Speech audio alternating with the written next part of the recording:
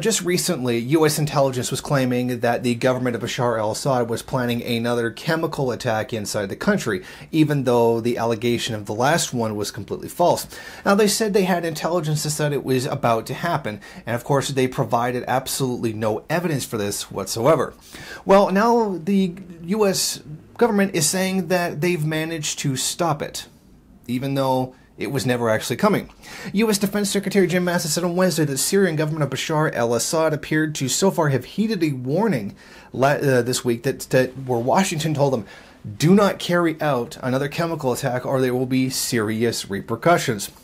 Russia, the Syrian government's main ally in the struggle against U.S. imperialism backed by the United States, Daesh, Israel, and Saudi Arabia, said that they would take a proportional action against the United States if they actually did carry out a strike on Syrian soil, or specifically against the Syrian government.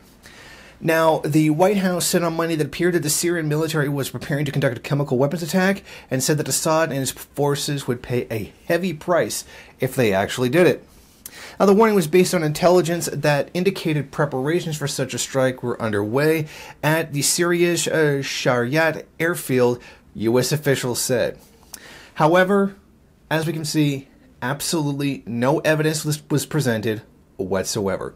It was completely claimed, baselessly, that the government of Bashar al-Assad was attempting to carry out another chemical attack. And now, not only did the chemical attack not get carried out, but the U.S. is taking credit for having stopped something that they didn't even prove actually existed to begin with. Asked whether or not he believed that Assad's forces had called off any such strike completely, Mattis said, I think you better ask Assad that. So they're not even sure that they did it, even though they're trying to take credit for having stopped the attack that was never planned.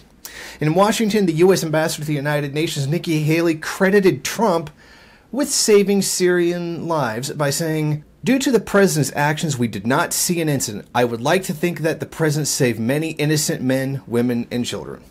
Now, of course, the claim is absolutely ridiculous. This was a complete baseless accusation by the United States that the Assad government was planning a chemical attack. And then Syria responded by saying they would not tolerate any kind of strike coming from something that they weren't even planning. And Russia said they were prepared to give a proportional response to any action the United States might take. And then all of a sudden they find out, we stopped it. We did something or other that prevented it from happening. Our warning stopped them from happening.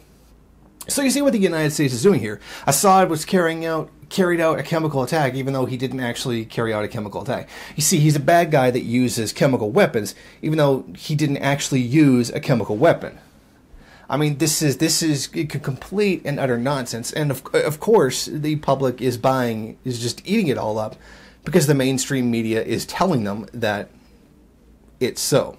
This just, is another reminder to us how phony this entire desire to save the Syrian people is from the United States government, when really this is a gigantic push by the United States to overthrow the legitimate government of Bashar al-Assad, even if it goes so far as to claim to have saved the country from attacks that never actually happened.